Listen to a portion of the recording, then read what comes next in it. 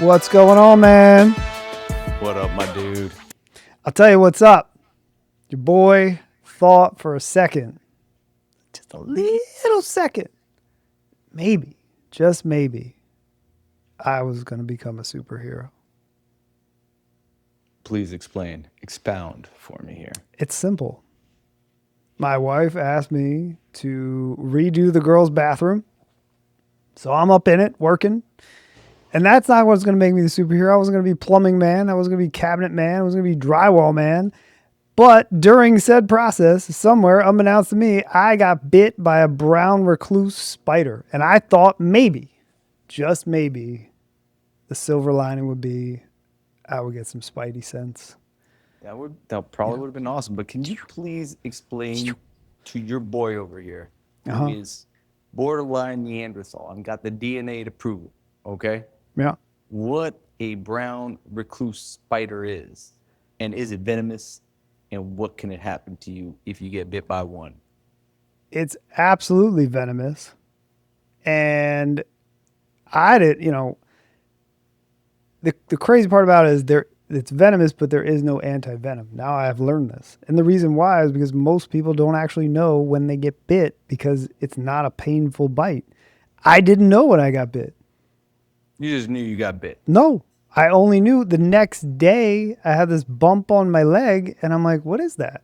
And it was just kind of sore. Not like, itchy or anything, just like a bump and it was sore. And I'm like, what, and then I continued to monitor it. And then all of a sudden, I'm looking at comparison images on Google and I'm like, that looks a lot like that.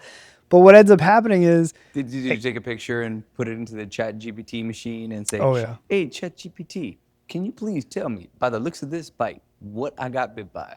yeah. And then my immediate response when it's got, like, and then I'm like, well, wait a minute. Can I get some You're like, webs? I'm dead. Am I going to get some powers here? Do I But die or do I turn into Spider-Man? But the venom, I guess, it acts so quick to kill, the tissue there, cause the necrosis that by the time you realize, unless you saw the bite happen and you saw the spider, by the time you realize what's going on, even if you had anti-venom, it would be too late.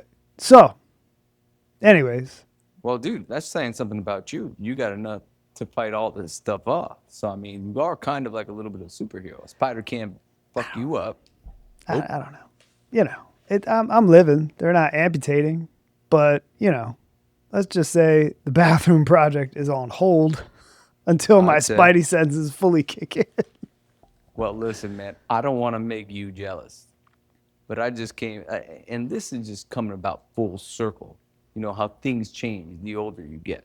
Because before I used to get excited about things like going to Vegas, you know what I'm saying? And going to the bank and telling the bank teller, yeah, I'd like to have like 5 hundies and then $200 in $1 bills. Yeah, yeah. But now that's completely changed. Now I'm 46 and I'm going on golf trips and I'm just hyped like if I'm going to Vegas and I just roll in there and I'm like, hey, I need about $200 in fives because you know that I like to tip everybody when I'm at the golf course. I'm just gonna be all over Pinehurst just handing out $5 bills. I'm like, hey, you want a Mr. Lincoln yourself? Here you go. Well, I mean, when it comes to the tipping scene and get what you need done, it's not a joking matter. You got to have those ready. You got to have them ready, up the sleeve, in the pocket, wherever Right here, you. baby. Yeah, you can't mess when it comes to people that are handling your tea time, handling your food, handling your drinks, handling. You want them well taken care of. It's not a Uh, joking matter. I told you, man. I'm like Steve Martin in My Blue Heaven. I like to tip everybody. Well, speaking of things not being a joking matter, I mean, I've been seeing some videos lately. You watch a lot of videos, man. You gotta catch me up. What videos you been watching? Oh, I sent them over. And, I, I watched them. and what I happens watched is them. they get sent to me. What happens is, you know, apparently when you become a lawyer, it immediately results in the majority of society thinking you don't work. So then they, non-lawyers just send you like courtroom videos. So you can just like laugh about it, talk about it, whatever. So yeah, I get these And it's like, do you believe this? Does this really happen? Blah, blah, blah. And I'm like, we got to talk about this. Because a lot of these are not joking matters. And some of them kind of were.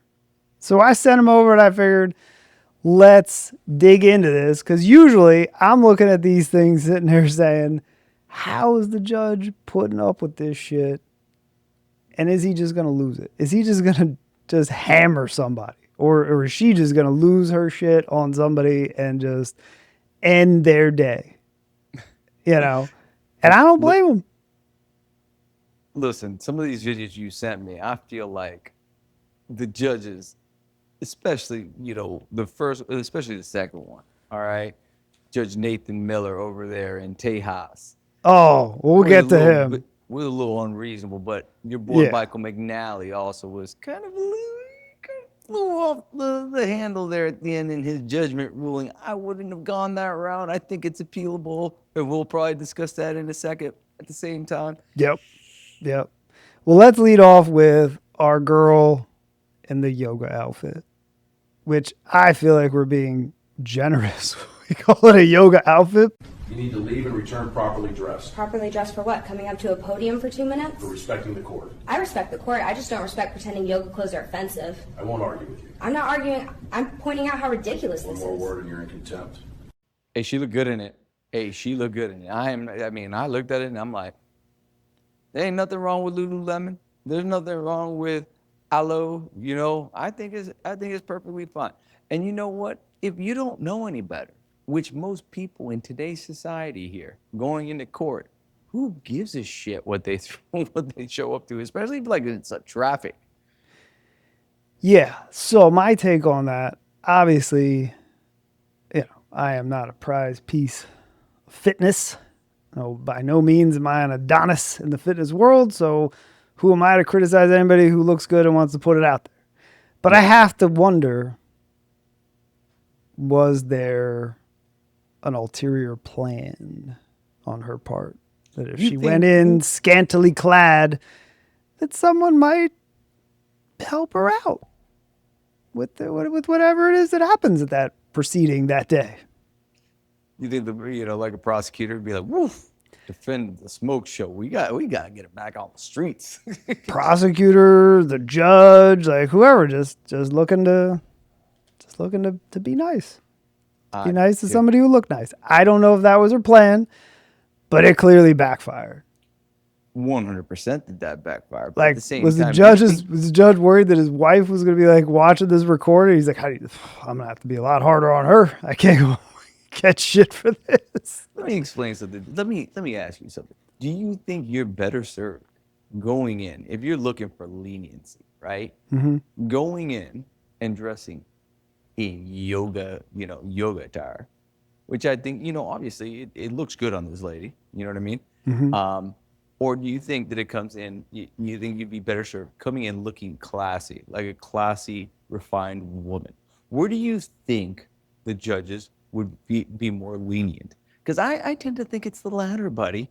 I think if you come in looking like a good, serving citizen of society with respect, that realizes they made a minor mistake, the judge, prosecutor, all the above are going to be a little bit more lenient, a little bit more, willing to help you through this. Everybody, this is America. Everybody deserves a second chance, especially people who own up to whatever it is that they did wrong. Mm-hmm. But if you show up just a little bit on the edge, I don't think that helps you, man.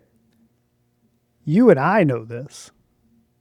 But every time that woman is put on that outfit or anything else close to it, she walks outside and 99.9% of the time she gets whatever the hell she wants. Whether that's at Starbucks, whether that's at the bar, whether that's at the crosswalk, whatever.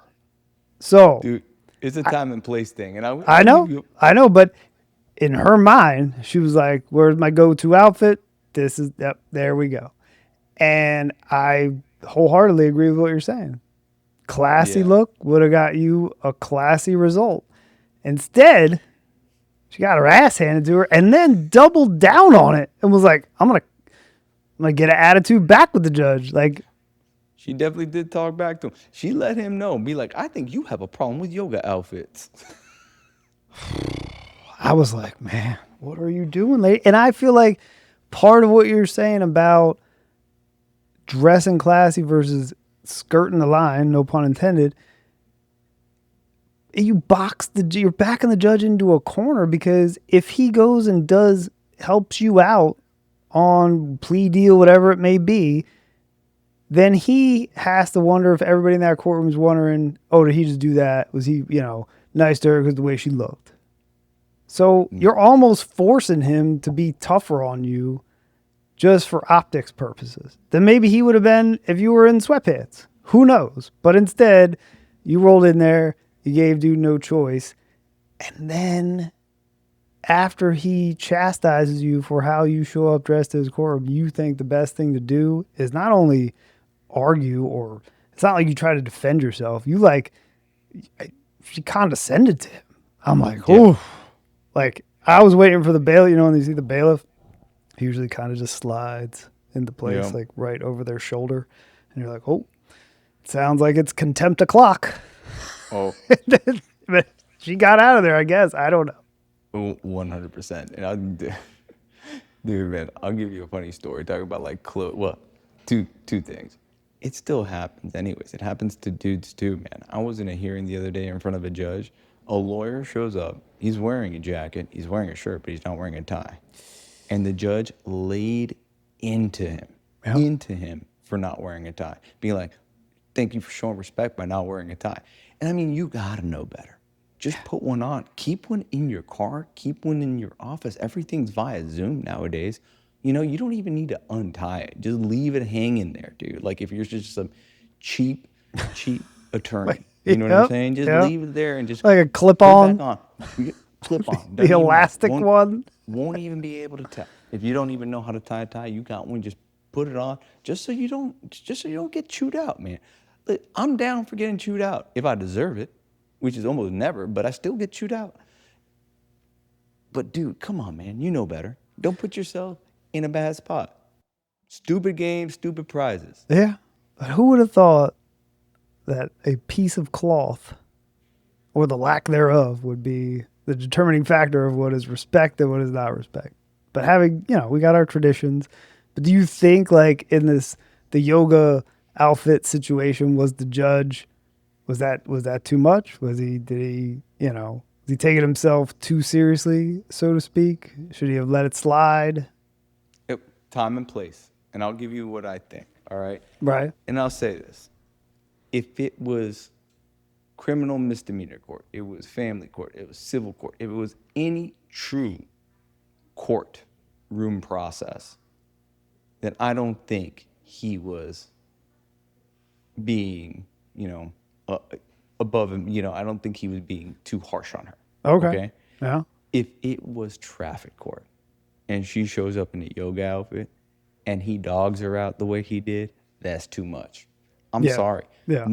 Most of these people, I don't even know if that guy was a judge. All right, to be honest with you, it could have been one of those traffic magistrates in traffic court.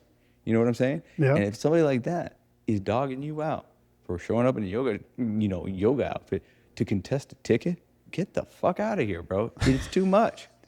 It's too much. You wear whatever you want in a traffic court.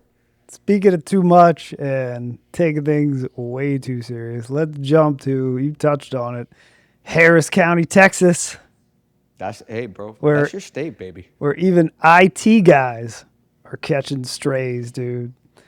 So, we'll play this video. Of course you don't.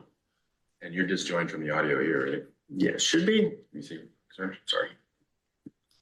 Mariah, did I make this up? 5 seconds. 1 second. You don't have to go far. You're disjoined. Okay. Yeah, you're good. Okay. False alarm. No, it wasn't a false alarm. False negative. Sorry. Don't joke around. I'm serious about this. It was happening again. I understand. I'm just saying I can't see it, sir. We're good. Thank you. Get out of my courtroom.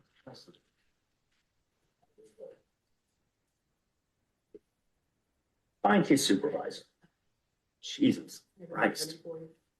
Sick and tired of this bullshit today. And I gotta say, at first I thought maybe the judge had a bad day. Maybe it was just a rough morning. But then I start seeing, I guess it's not the first time it's happened. And I'm sitting there saying, whew, cussing out. Like, we didn't cuss him out. It was very, afterwards he cussed. Like, I'm so tired of this bullshit or whatever he said under his breath afterwards. He did afterwards. He did incredulously say, I need to speak to his supervisor, Judge Nathan Miller. Hey, listen, I think I could probably speak a little bit more freely about this than you can, as I am not barred in the state of Texas. Oh, I could speak freely. I mean, yeah, you got First Amendment. You're right. Yeah, I'm not. And you got no cases in front of him, like that other lawyer who sent him an email saying you probably should apologize to the IT person. Following the incident, Houston attorney James Stafford called on the judge to apologize to the IT worker in an email exchange obtained by Houston Public Media. Just viewed your incident in your courtroom on Reddit with the IT guy who addressed your problem that you were having. I hope you issued him an apology for the way you treated him, Stafford wrote. He added, I hope you were just having a bad day and this is not your typical judicial temperament. The judge responded by accusing the lawyer of ex parte communication, which occurs when one party in a legal proceeding contacts the judge without having the other side present or notifying them beforehand. As an officer of this court, you are ordered to appear before this court on April 10, 2026 at 8 a.m. to discuss further, Milleron wrote to Stafford. Stafford replied by stating that he had no cases in Milleron's court. Thus, this is not ex parte, but merely a voter exercising one's freedom of speech concerning what some would consider offensive decorum in your courtroom. Stafford told ABC 13 that he does not plan to appear before Milleron. Which is crazy. Not because of the apology request, but the fact that you witnessed the video evidencing someone who may or may not have a short fuse about things. It has nothing to do with you. And you as the lawyer, and maybe we get a picture of this dude, decide to take it upon yourself and send an email to the judge demanding that he apologize to this IT guy who you have no relation to whatsoever. Talk about looking for problems in your life where you don't need it. Same thing that we talked about last week, baby. Same exact thing. Who are you? Why are you coming in here to police? At least in that instance, we were talking about people at their house. This is like, you're just looking for problems. And then the best part is the judge is like, we're going to set a rule to show cause here, and I'll expect to see you in the courtroom on this date for ex parte communications. And then the lawyer's like, how can it be ex parte? I don't have any cases pending in front of you. And I'm like, how did we get from this to this pissing contest between a judge and attorney where they have no cases in that courtroom? It's just shocking to me. I think the attorney's right. That's number one. About the apology? No. Look. Oh, about the ex parte that he has no basis either. Absolutely. But still, I have no sympathy for you, attorney. Why are you engaging in this? But go ahead. He should not have inserted himself. Oh my God. We've talked about this numerous times. Do not insert yourself into things that are none of your business. You know what I'm saying? If you want to file a JQC complaint or a judicial qualification, complaint along the way in your capacity as an attorney, saying that you don't like the way that this judge, treated other people within his courtroom, I think by all means do that. You know what I mean? But to ask the judge himself to go apologize to this IT guy when he got nothing going on with this judge, that's just probably the wrong way to go about it. I'm sure there's a procedural basis in Texas on how to go about dealing with a judge who is, quite frankly and quite obviously, acting in a manner which is beneath the rope. Okay? Oh, yeah. Because it is. Oh, yeah. I mean, again, looking at this attorney that injected himself into this scenario, I'm like, bro, do you not have enough work? Like, I got enough shit in my life. Why would I go looking for this problem?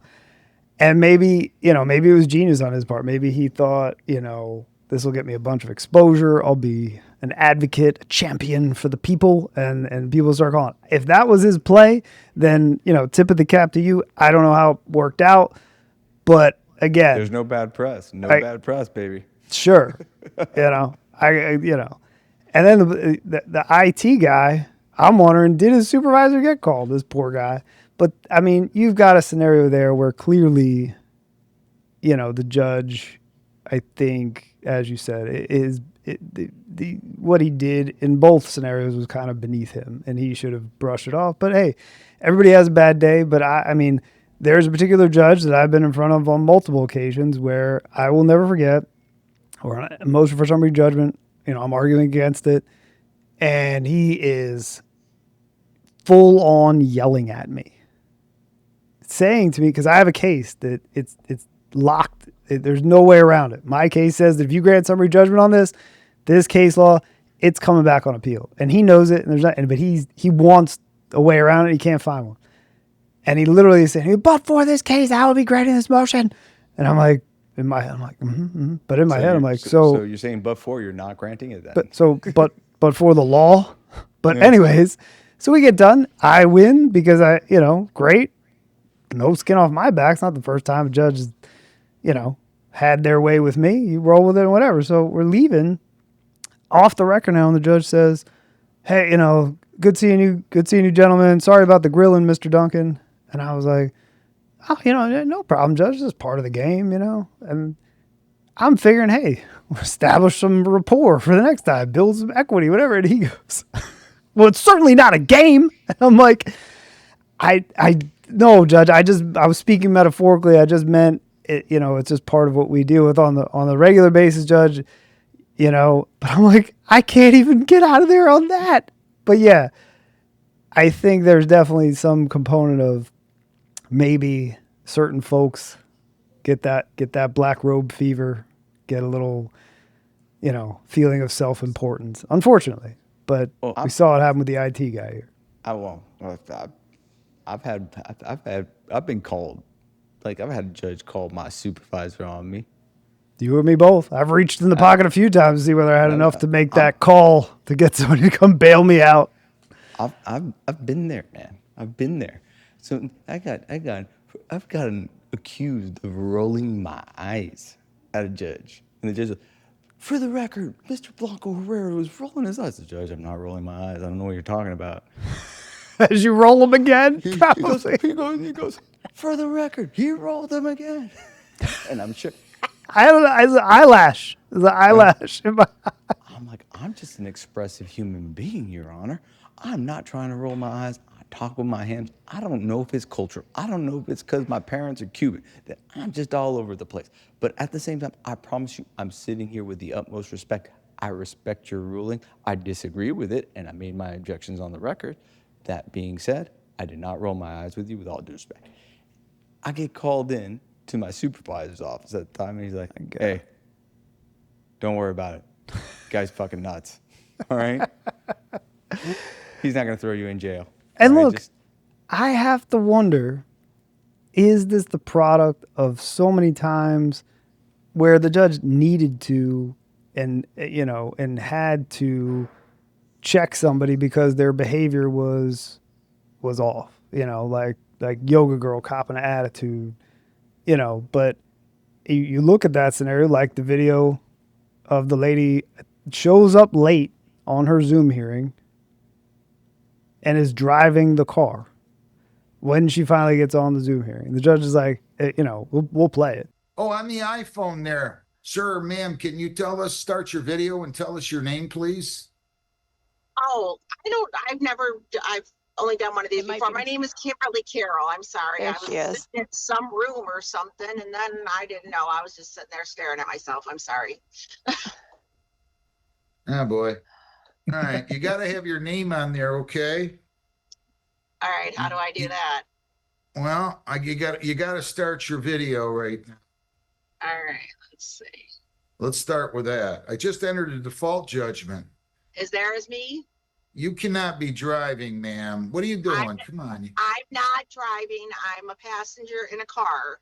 You're still not. I'm not hearing cases with people driving or as passengers in cars. Okay, I will pull over right now. Short of us coming out to everybody's house and doing these on boats and stuff in the summer, I don't know. I'm sorry, I have an emergency. I'm going out of town for a family member, but I will have my driver pull over. Hang on 1 second. I'm sorry. I didn't know that I wasn't allowed to be in a car, but hang on 1 second. Am I crazy, or does it not look like you're driving that car? I I'm not driving the car. I'm a passenger in the car, sir. What side of the car are you on? I'm on the left-hand side. How would you be on the left-hand side if you're a passenger in the front seat? Am I missing something? Right-hand side. I'm sorry. I've been sitting in a room. I didn't know.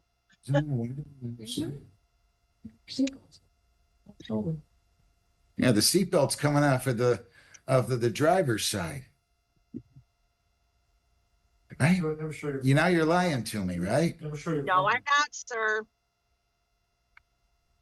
Let me see the driver. Let me see the driver. Hang on one second. Now. I have to ask their permission. Now. Oh my God.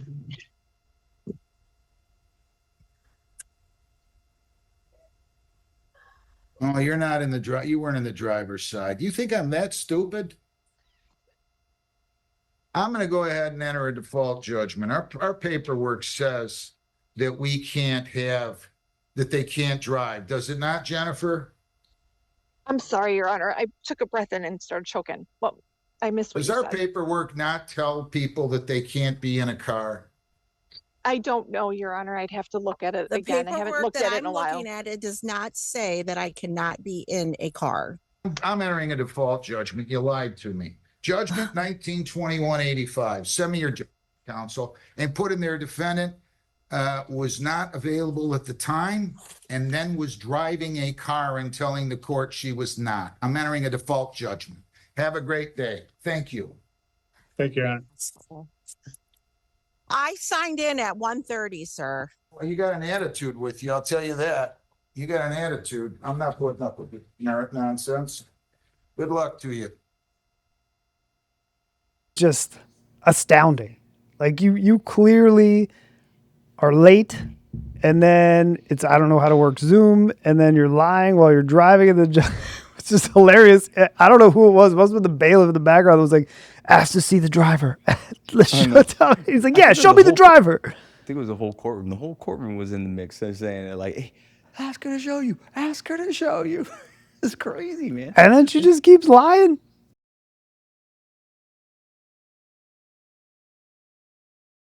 They can't help themselves, man. Some people are just pathological. They cannot help themselves. They don't realize that you're just better off telling the truth. No matter how bad the truth is, man, you cop to the truth. You will get respect. Not sympathy, but respect. And respect goes a long way in a court of law, in front of a judge, and in front of other people that have decision-making power to help you or not. Yeah.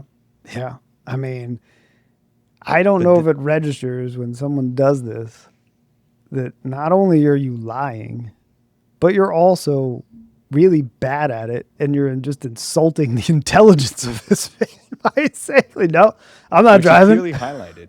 Yeah. Clearly you think I'm highlighted stupid? But then he loses it, man. He lost his mind. Talk about, again, when you are in a position of power like a judge, all right, and you may not like what the other person's doing, and what they may be doing is incorrect and wrong, and you have recourse. There's a proper procedure for you to take to hold that person accountable. Use that procedure. Don't go and fly off the handle and make a ruling that looks like you're making the ruling just because the other person pissed you off by lying to you. I thought the same thing, though. But when I watched it the second time, I realized at the very beginning, he says, we've already entered a default because she was late. So all he did was just keep his default in place. He never actually held a hearing. And I'm not saying he might not face an appeal on it, but I thought it was hilarious. 100% there's going to be an appeal on it. Like there's no guaranteed, because you and I know very well, especially when a pro se is there. I know a pro se is a person that's unrepresented by counsel, just for anybody here who's listening. All right, 5 people or 6 people that are. All right, pro se is just somebody who's showing up without an attorney. All right, so you know very well, like when a pro se, you give them a lot of rope, knowing that they're there without counsel, that they don't know the law. You, at that point in time, can lift the default for them not showing up. But for you to angrily because that pro se was there and they lied to you to completely enter the default without hearing the merits of what they had to say. I think that's appealable. Oh, Now, for sure. Now, I you still could've like just- it. Yeah. Nonetheless, I'm still giving him his props for it. Me too. Well, look, I get it, and I get where that judge is coming from, dude. That lady is, dude, crazy, pathological. Like she's got to be insane. There's something wrong. You know what I mean? Oh, You yeah. can't just be lying to a judge. I gotta be sorry, Your Honor. Yes, I was driving. Let me pull over to the side of the road. I'm sorry, Your Honor. I did not see that in your order where it said you cannot be driving and show it by a Zoom, even though that should be common sense, right? Mm-hmm. But an apology, falling on your sword, goes a long way. Oh, yeah. And for whoever doesn't do that in a court of law, you're just leading yourself down a very, very dark, bad path. This is why I can't be a judge, because I would just go the same route as him. Not on just pro se's. Like, first of all, if I got attorneys coming in that early in the morning fighting over some dumbass shit, and we've all seen it, where you're like, I can't believe I got to go argue about this, and it's not our doing, but somebody else taking a ridiculous position. As the judge, I'm just sanctioning everyone. I don't. It would probably every time go, you're here on this. Okay. You sanction. And I'm I think at the end of the day, how many UMCs have you been to? Uniform Motion Calendar. It's supposed to be a 5-minute hearing where A, people try to pack too much into it, try to do too much in the little amount of time they're supposed to use, and B, probably could have worked this shit out. And there's literally probably like, of the 50 that are set, maybe like 2 that really needed to be like argued. It's crazy. It's crazy. It's such a waste of time, man. Yeah. Such a waste of time. But that's why I'd just be doling out like sanction. the way, And it's not I money would for too. me. It would just be like charitable donation. Like I would literally just have like a whole wall of pamphlets for charities so you could just donate to whichever one you want when you come in there. Hey, guess what? I wouldn't even give those sanctions. You want to know what? You really want to get to a lawyer to make them behave properly? Fuck with their time. Forget about the money. They'll fork over the money. But if you give them 10 community service hours, watch how that behavior stops real quick. Because I ain't got time for that. I ain't got time for 10 hours of community service. Push came to shove. You made me pay something, I'll pay it. You know what I mean? But if you're telling me to go log 10 hours of community service, bro, that is a punishment. Oh yeah. And not that I'm not saying, That's because I stealing do a lot a of day of things your for the- life. Yeah, that's not that I'm saying that I don't do things for the community, but I do it on my time, and I don't. It's not like a forced thing where I'm there trying to find the time to like. Yeah, especially Do if the what I judge is sending you to the community service place, and you don't know anything about it. That's just, yeah. So yeah, I think these guys, clearly got to have the patience of a saint. And I think the last video that I sent you, with this dude in the That guy's stop the sign, best. we got to play it because it's This guy's the amazing. best. Mr. Harrison, you have 2 red light violations, one on Service Road 7 and one on Roger Williams in Elmwood. Okay. You want to see them? Yeah, sure. This is on Roger Williams in Elmwood. Lights, please. See that sign that says right turn after a stop? There's a reason for that.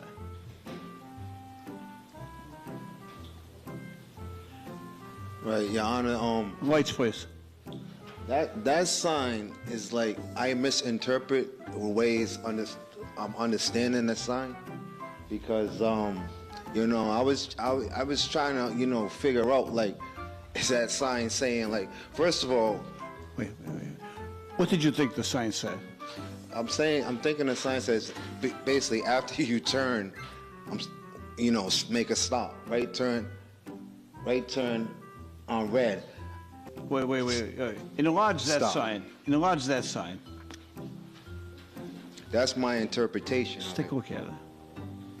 Right on red After, after stop. yeah, so it's Wait, like right on red after after Stop. After you turn, my comprehension, after you turn, take a right. So I'm you- wondering, like, so why you're- is it saying it? so you figure coming down the hill, you make the turn and then you stop so the guy behind you Right. the guy behind you can rear end you and then you can go on a case. No, basically. You can then get a whiplash. No, sir. Right? Basically, because you can turn on the red light, right?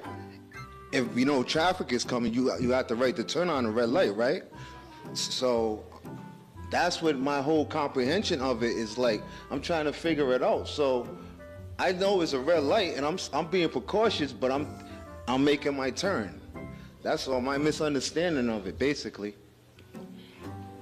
I mean, that's how I think. It says right turn after stop, like then stop or whatever after stop. That's my comprehension of it.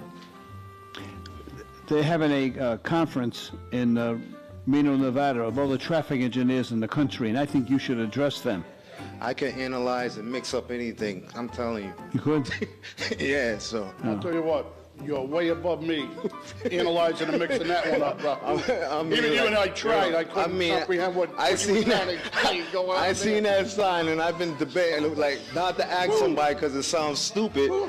So I said maybe I'll go through it and find out the But I didn't understand it. When really. this was running around in your mind before you got up to testify, did you really think that was going to sound good? I've been like, what is the answer? What's the answer to it? You know what I mean? Because I know you can turn on red. You know what I'm saying? And Your Honor, I believe there's another one, Judge.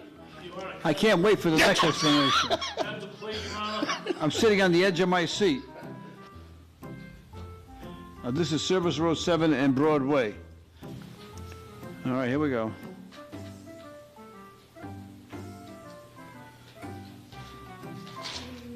All right, this is Service Road 7 and Broadway. You can't make a right-hand turn unless you stop. It's the same deal. Yeah. And I didn't realize the sign that was right there. I had my mind thinking, it's red light, make a right turn. It was late at night, and I was coming from work. You have to speak into the mic, please. I do security. I work at Brown, so I was up late, busy day. I was just trying to get home, and like my mind thinking, it's a red light. I'm just being honest that I can take a right. If there's one thing about you, I know you're being honest, right? I don't necessarily agree with your My position. comprehension, Your right, position. okay. Yeah. And this one I can understand. This one I can understand. Okay. I think you even made an attempt to stop, so I'm going to give you a break on this one. On the other one, You want me to pay one of them, right? To learn the lesson, right? What, Judge? You cleared up that comprehension in a hurry, Judge. Another lesson. You want me to learn with the other, all right? you're a quick learner. Well, let me ask. Can I have some time to pay on that because the holidays really got me. Can I have some time? Well, I thought you were. Yeah, I don't know if you're gonna cut it down to like half of that. No, I'm not doing that. No. Hey, for a guy that has trouble comprehending, you're a pretty good negotiator. We found a strong suit, Judge. It's $85. We'll give you all the time you need to pay it. Thank you, sir. Happy New Year, and have a good night. But this interpretation of this stop sign is quite possibly, and the judge's reaction and the bailiff, oh my God, it's second to none of all of them. Where this guy says, what does the stop sign say? Is right turn on red after stop. And look, God And bless this that judge. dude- Rest in peace, man. Rest in peace to that Yes. judge.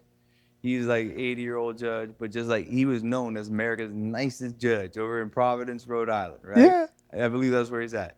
And he's just so patient. He just sits there and be like, listen to this guy just completely try to negotiate his way out of like technicalities and stupidity out of tickets. He sounded so similar to like a Mike Tyson. He's like, that's the way I interpret it. That's my interpretation of it, Your Honor. And then he just inserts. It was a punctuation issue. If there was a comma before after stop, I mean, he's not wrong. And then I love the judge. Like, so you thought you were supposed to make the turn and then stop and let the guy come down the street rear end you? Like, And it get was some amazing. whiplash, and Get then make a case you a against it. whiplash case. I just love the bailiff who's like, oh, by the way, now that we've had our laugh about this, there's another running a stop sign, like another violation of right turn on red again. Judge, I was tired. I was working security. And I just couldn't do it. He goes, look, for someone who doesn't understand things, you sure are a good negotiator. I love when he told him there's a conference for like the street signage scenario and the urban planners or whatever it was in Vegas. He's like, you should attend. Like, you should let them know. And then the bail's like, this is on a whole other level. I can't even comprehend. Like, it was just amazing that this dude talked his way through this. And I'm sitting there looking at it saying, you know, I had a case like that once. I had a lady, and I sent you the picture. We'll put it up here now. This is the picture that I literally copied and pasted and embedded into my motion to dismiss, because I have a lady who gets hit by a car, hurt bad, okay? She's crossing the street from like a little strip mall, and it's down in Miami, down by you, to get across the street to the school that she works at as a teacher. And as she's coming out of the, crossing the street there, the exit of that strip mall where she was getting her coffee from, somebody coming out of the same exit, like rips a left turn and hits her while she's smack dab in the middle of the road. Like, the guy just clearly wasn't paying attention. She's on the ground with like her knee all damaged. I can't walk. And the cop like comes up and drops a ticket in on her for like improper crossing, because he said she should have gone to like the corner, which I had to like measure it out how many feet it would have been to go all the way to like the next intersection to cross, because, as the cop felt there was no crosswalk there. So again, looking at this picture, and the judge's sense of humor on this was amazing. I show the picture and I'm like, Judge, it's painted on the ground, like two big white stripes, and in the middle of it says school. And then there's a sign over here that shows the school crossing sign. And it shows like the mom and the kid like crossing the street on the sign. Why would anyone looking at this think that they would not be allowed to cross the street at this spot for the school where she works? And the judge just starts cracking up laughing. And the cop's like on it's all on Zoom. And she just looks at the cops like, officer. And the officer just has nothing to say. And she's like, oh, I'm going to go ahead and dismiss this. But again, it's like you're looking at it, and as a judge, at least it was good that she got some comedic relief out of it, because I can't even imagine seeing stuff like this day in, day out, and not just lose it and scream at somebody for, what was it? Right turn on red, stop, or after stop.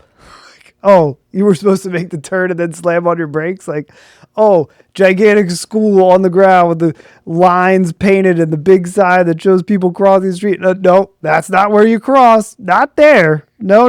Not where the entire act is depicted on a yellow sign. You got to go down the street further. What's wrong with you, lady? It's messed up, man. Listen, we got to bring this up just because, we're talking about judicial decorum and whatnot. Because you and I, both of us, were in front of a judge who is the judge that judges call judge. You know what I mean? Who demanded respect. That his courtroom, you could hear a pin drop because of the amount of respect that people had for him. And he had a sense of humor while we were in there.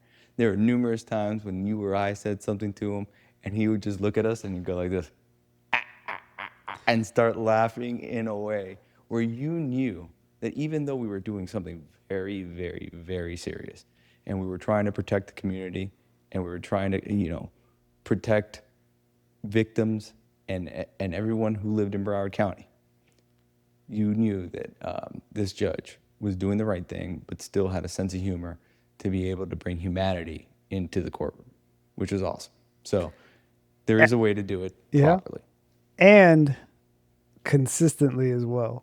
I think that was the one thing that, I always had to have so much respect for that judge, because we literally witnessed a camera crew come into his courtroom because they want to interview him and honor him as the judge that other judges refer to as judge. Probably the most highly respected judge in the history of that county.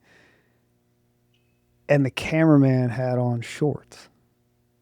And you knew that was a no-no. You could not come in there in shorts. He wasn't putting up with it. He expected a certain level, not a super high standard, but a certain level of decorum and, attire that he was looking for. And he's like, yeah, no, that guy can't come in here. And they were like, and I'll never forget, they were like, well, what, we were doing this to honor you. Want to do the interview? It's just, it's it. And he's like, why don't you go interview somebody else? 99 out of 100 other people, the news is there. It's a public servant job where you're potentially up for re-election. You're not appointed for life like a federal judge. So the more exposure you get, the better. Helps you get retained. You stay on the bench. And he's like, he's got on shorts. Why don't you go interview somebody else? Why don't you take that shit down the hallway? Hey, there's one judge nobody was running against, and that was him. Oh, for sure. He was the man. The man. Yeah, nobody wanted to see that guy off the bench on either side because, R.I.P. Stan Kaplan, amazing judge. So, man, I think from our perspective, from our standpoint, we bitch, we complain, we joke a lot. But you look at that guy and what he overcame, the polio vaccine. His body was resistant to it. This guy, at middle age, ends up in a wheelchair, and he is still just every day on the grind, doing his thing. True steward to the community, as that just one of the best judges of all time, and he's gonna go down in history like that. Talk about a legacy. I can only hope that I can, have 50% of that from my career. Hear, hear, man. Hear, hear.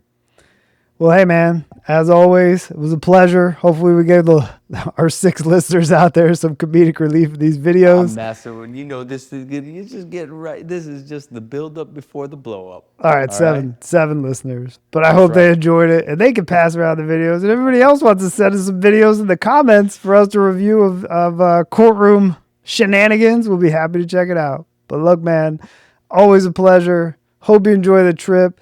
Keep those 5s handy. You just keep tipping, brother. I'm going to be spending Hunskies like Oneskies. Can't wait, baby. I'm going to be dodging spiders and putting in plumbing. I'm jealous. Enjoy, man. All right, brother. You the man.